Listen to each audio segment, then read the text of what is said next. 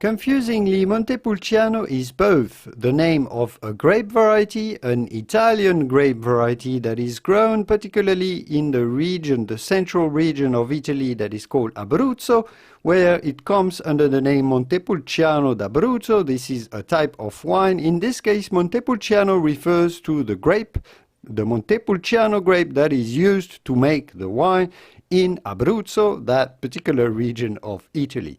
But Montepulciano is also, confusingly, the name of a Tuscan village that is called Montepulciano, and that doesn't grow the grape Montepulciano, but rather grows the typical Sangiovese Tuscan grape, the typical local grape in Tuscany that is called Sangiovese. In this case, is grown in the village of Montepulciano, and the wine there comes under the famous name Vino Nobile di Montepulciano, so the noble wine coming from the village of Montepulciano that is made from Sangiovese.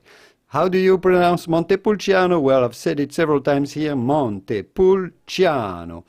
C, one single C in Italian sounding like CH, so you do want to say Montepulciano, not Montepulciano.